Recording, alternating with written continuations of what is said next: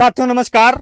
मैं रिजवान अंसारी हाजिर हूं आपके बीच वर्तमान स्थितियों और परिस्थितियों पर चर्चा के साथ। साथियों, वर्तमान समय में आपके मन के अंदर बहुत से उद्गार, बहुत से शंकाएं चल रही हैं हमें, और वो जायज़ भी हैं, वाजिब भी हैं, हमें उनका आभास भी है, एहसास भी है।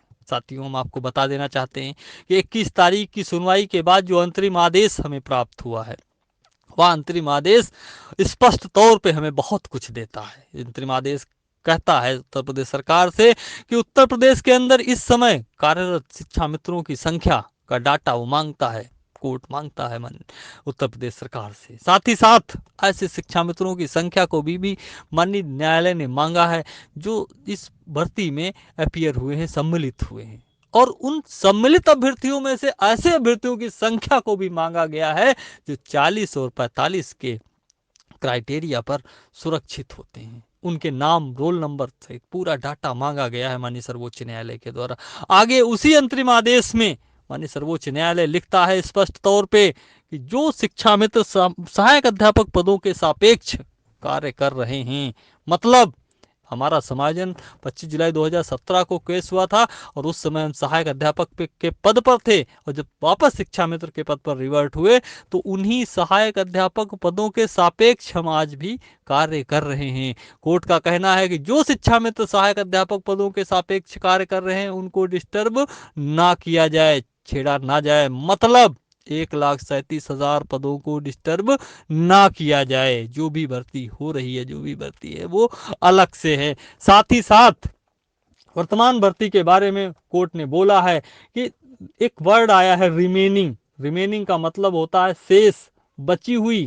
कोर्ट कहता है कि बची हुई सीटों पर वर्तमान भर्ती प्रक्रिया का सहारा लेकर पर बची हुई सीटों को सरकार भर सकती है, मतलब शेष सीटों को भर सकती है, मतलब कुछ सीटें छोड़कर वो भर सकती है। और कुछ सीटें वो सीटें हैं जो ऊपर कहा गया है कि 40 और 45 पे जो शिक्षा में सुरक्षित होते हैं वो उनकी सीटें हैं। ऐसा स्पष्ट तौर पे माननीय सर्वोच्च न्यायालय के अंतरिम आदेश में कहा गया है। लेकिन जो जो जग रहा हो, जो सो रहा हो उसे तो जगा सकते हो आप, जो जग रहा हो उसको जगाना थोड़ा सा मुश्किल जरूर होता है लेकिन नामुमकिन नहीं होता है।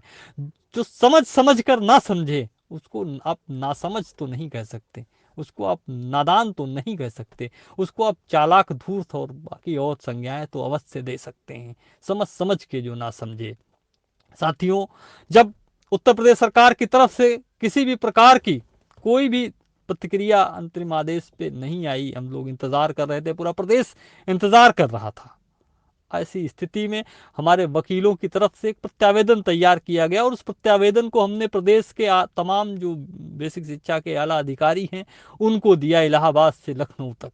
उस प्रत्यावेदन के साथ साथ हमने माननीय सर्वोच्च न्यायालय का वो अंतरिम आदेश भी लगाया और उस आदेश की जो व्याख्या है उस व्याख्या को भी हमने अपने वकीलों से परामर्श के बाद उस व्याख्या को भी देने का काम किया और उसकी एक रिसीविंग भी ले ली, कॉपी भी रिसीव करवा ली हर जगह से।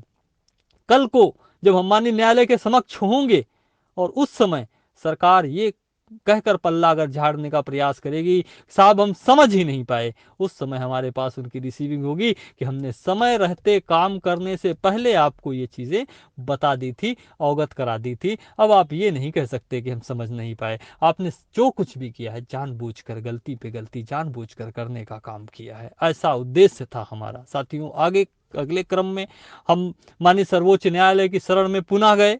आपको पता है कि एक डायरेक्शन एप्लीकेशन दाखिल की गई माननीय सर्वोच्च न्यायालय के अंदर, और यह direction application senior advocate, Chandigarh high court के पूर्व जज और इस समय के आप कह सकते हैं विराट कोहली हैं वकीलों में, जो आज की तारीख में जो केसेस हो रहे हैं माननीय सर्वोच्च न्यायालय में, हर बड़े मुकदमे में जो धुआंधार बैटिंग होती है वो पीएस पटवालिया साहब की होती है। और उनका हम सौभाग्यशाली हैं कि उनका मार्गदर्शन हमें मिल रहा है। उन्होंने खुद की देख रेख में ये पूरा का पूरा जो डायरेक्शन एप्लीकेशन है उसकी ड्राफ्टिंग का कार्य संपादित करवाया है और पूरे के पूरे जो जो ड्राफ्टिंग हुई है डायरेक्शन एप्लीकेशन की, इसका ड्राफ्टिंग का काम स्वयं अपने हाथों से उत्तर प्रदेश विधि विशेषज्ञ एडवोकेट आर के सिंह साहब ने स्वयं अपने हाथों से अपने सामने अपने आप स्वयं किया है, चीज़ों को अपने आप सजोया और पिरोया है। उसमें 40 पेज की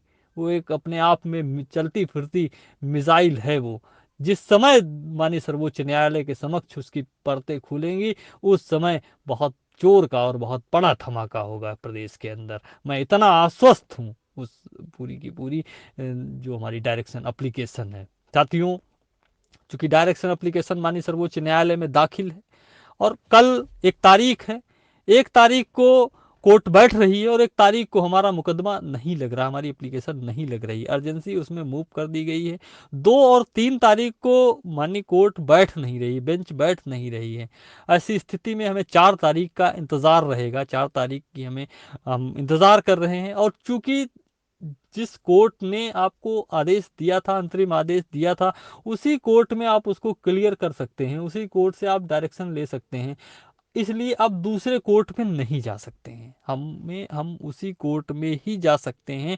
ये आप एक तरीके से स्पष्ट है कि किसी अन्य कोर्ट में हम अर्जेंसी नहीं दाखिल कर सकते, उसी कोर्ट में ही हमें अर्जेंसी मिलेगी, उसी कोर्ट से ही हमें राहत मिलेगी।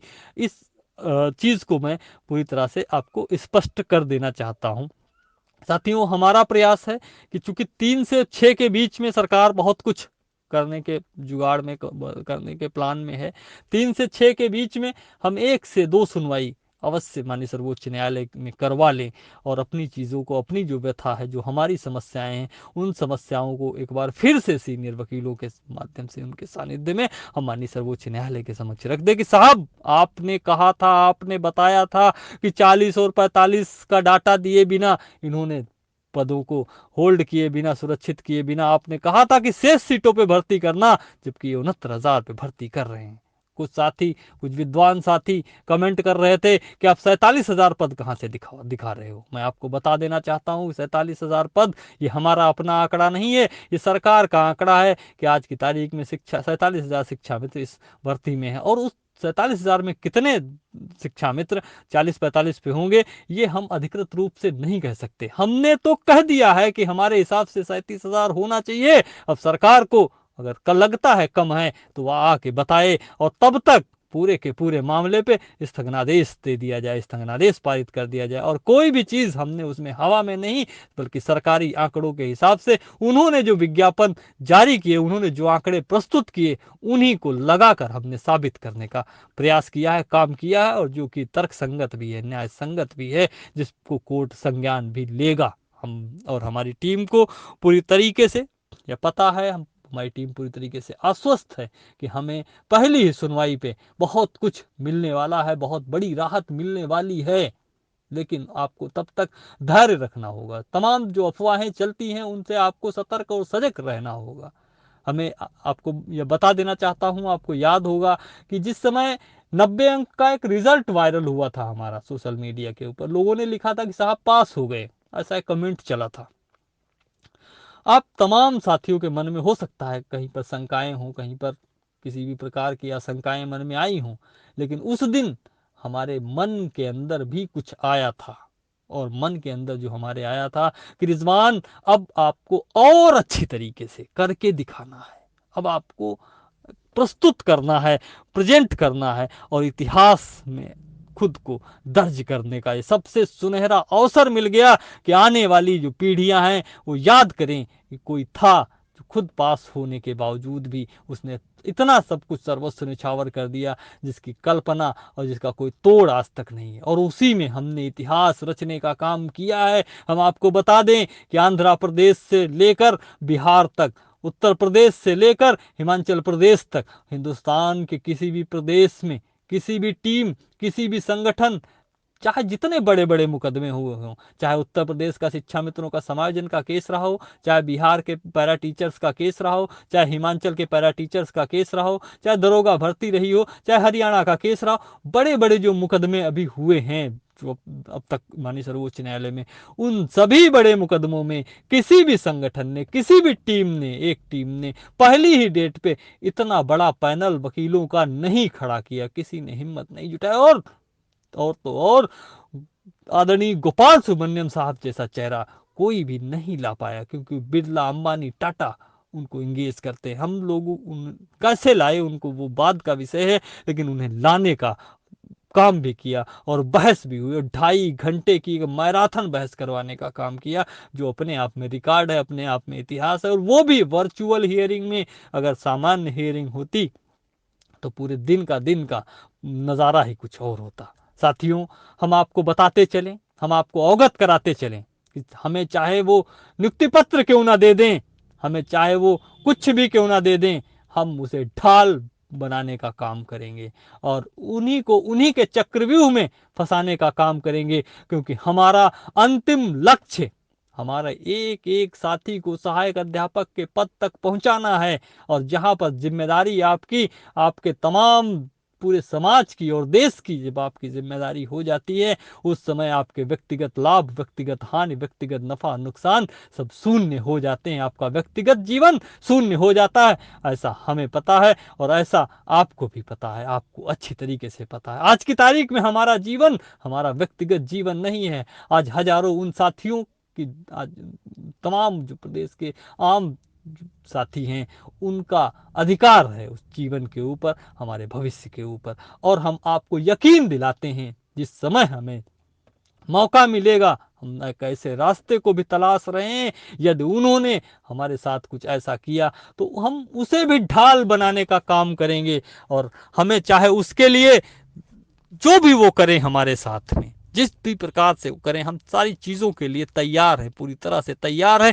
40 और 45 के संरक्षण के लिए, हमारे साथियों के संरक्षण के लिए, क्योंकि प्रदेश के तमाम साथियों का जो एक विश्वास है, प्रदेश के तमाम साथियों के साथ साथ जो हमारी टीम के 90% लोग हैं, उन लोगों की जिंदगी केवल और केवल इस मुकदमे के ऊपर टिकी हुई है। हम ये अच्छी तरीके से भली भांति जानते हैं, पहचानते हैं। इसलिए इस दौर में मुझे लगता है कि ईश्वर ने एक मौका दिया है इतिहास रचने का, इतिहास बनाने का, और वो इतिहास हम रचने का काम कर रहे हैं। हम उम्मीद करते हैं, हम आशा करते हैं आप तमाम साथियों से, आप अपने इष्ट देव से प्रार्थना करिए, आप अपने इष्ट देव से, आप जिसको भी आप मानते हैं उनसे दुआ करिए कि हम जिस कार्य में लगे हुए हैं उन कार्यों में हमें सफलता मिले, उन कार्यों में हमें कामयाबी मिले, क्योंकि उसी कामयाबी की बदौलत आपका भविष्य उज्जवल होने वाला है। आप यकीन रखिए, आप यकीन जानिए कि हमें आपके मन की सारी बातें पता है। हमें जो सरकार कर रही है और जो वो करना चाह रहे हैं, जिस रास्ते पर वो चल रहे हैं और जिस रास्ते पे वो चलना चाह रहे हैं और जिस रास्ते पे चल के वो आगे चीज़ों को संपादित करना चाह रहे हैं, वो सारी चीज़ें हम आप के जितना ही बखूबी समझ रहे हैं और हम लगातार हमारे वकीलों के संपर्क में भी हैं। इसलिए आप यकीन जान सकते हैं, आपसे 1000 गुना ज़्यादा चिंता आपकी हमें है, क्योंकि आपको केवल आपकी चिंता है, हमें उन तमाम साथियों की चिंता है जो इस विश्वास के साथ में रात को नींद ले लेते हैं, सो जाते हैं कि कोई है जो हमारे लिए काम कर रहा है।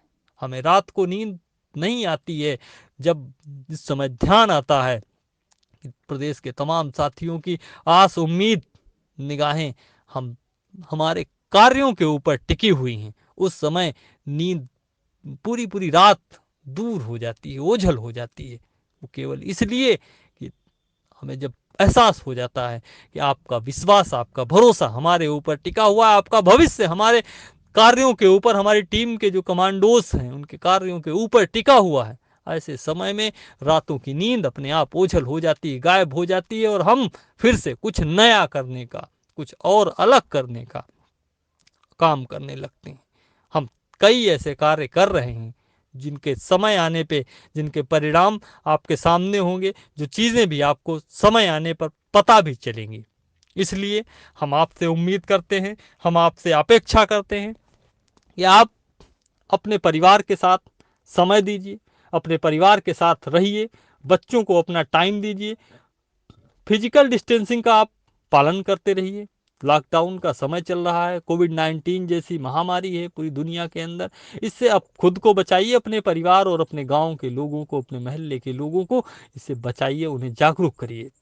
और हम जो माननीय सर्वोच्च न्यायालय ने आपको 21 तारीख के अंतरिम आदेश में जो आपके भविष्य का जो रक्षण किया है, उसके आधार पे हम ये कह सकते हैं कि आपका भविष्य पूरी तरह से 100% सुरक्षित है। और उस पे जल्द से जल्द अग्रिम कार्रवाई जो होनी है, जो करनी थी उत्तर प्रदेश सरकार को, उस कार्रवाई हेतु हम निरंतर माननीय न्यायालय की शरण में हैं।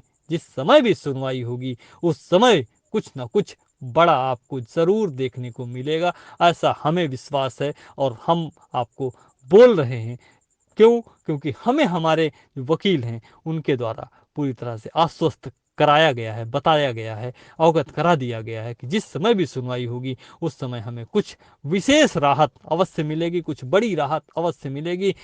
साथियों, इसलिए आप निश्चिंत रहिए और समय समय पे हम आपके बीच उपस्थित होने का कार्य अवश्य करते रहेंगे। एक बात मैं और बता देना चाहता हूँ बीटीसी के तमाम भाइयों को, बीटीसी के तमाम साथियों को, कि आप आज जिस मुकाम पे, जिस मोड़ पर हैं, जिस चौराहे पर हैं, ये चौराहा हमने देखा है। जो जवानी आज आपकी है, इस जवानी को हमने गंवाया हुआ है इस व्यवस्थापिका के अंदर, जिस व्यवस्था पे हम शिक्षा मित्र के पद पे हैं। इसलिए आपको यदि ऐसा लगता है, आपके मन में तमाम फ़ोन कॉल्स और मैसेजेस जो आपके आए, उनको देखते हुए अगर आपको लगता है कि हम कहीं से भी आपका अहित करने जा रहे हैं, तो आप अपने मन से बिल्कुल भी वो निकाल दीजिए। हम आपके भविष्य के रक्षण के लिए प्रयासरत हैं, लेकिन चीज़ों को स्टेप बाय स्टेप होने दीजिए। चीज़ें स्टेप बाय स्टेप ही होंगी। आपके हक को सुरक्षित करवाना हमारी प्राथमिकताओं में शुमार है, प्राथमिकताओं में शामिल है। लेकिन उससे पहले जो चीज़ें हैं, पहले पकड़ना बहुत ज़रूरी है, पहले गर्दन पे हाथ डालना बहुत ज़रूरी है, और वो काम हम कर रहे हैं। जब आप एक स्टेप पे सक्सेस होंगे, तब आप दूसरे स्टेप पे अवश्य अवश्य सफल होंगे। उनमें आपको बहुत कुछ राहत मिल सकती है। हम आपको बता दें कि पूरे के पूरे बीटीसी को लेके हमने माननीय सर्वोच्च न्यायालय में एक याचिका दाखिल की है, जिसमें मेरिटोरियस लोग हैं। हम माननीय सर्वोच्च न्यायालय में बताने जा रहे हैं कि हम मेरिटोरियस हैं, हम मेरिटोरियस लोग हैं। हमारी पूरे स्टेट लेवल की मेरिट बनी थी और उसके बावजूद भी हम चयन से बाहर हैं। तो इसलिए आप निश्चिंत रह सकते हैं, आप बिल्कुल मुतमईन रह सकते हैं कि आपका भविष्य के साथ में हम कहीं से भी खिलवाड़ नहीं होने देंगे। आपके भविष्य के रक्षण की भी बात हम रखेंगे, लेकिन उससे पहले जो चीज़ें माननीय सर्वोच्च न्यायालय से हमें प्राप्त हो चुकी हैं, उन पे डायरेक्शन लेना, उन पे एक्शन लेना और उनको क्रियान्वित करना, उनका पालन कराना, और उनके पालन ना होने तक पूरे के पूरे मामले पे स्थगनादेश लेना आज हमारी प्राथमिकता पर है। इसलिए आप भी धैर्य से रहिए, आप भी संयम से रहिए और आवेश में किसी भी प्रकार का कोई भी ऐसा कदम ना उठाएं जिससे कि आपके परिवार को, हमें पीड़ा हो। साथियों, हम समय समय पे आपके बीच उपस्थित होने का प्रयास और प्रयत्न करेंगे। तब तक के लिए आप सभी का बहुत बहुत आभार, आप सभी का बहुत बहुत धन्यवाद। आपके संघर्ष का साथी रिजवान अंसारी। जय हिंद।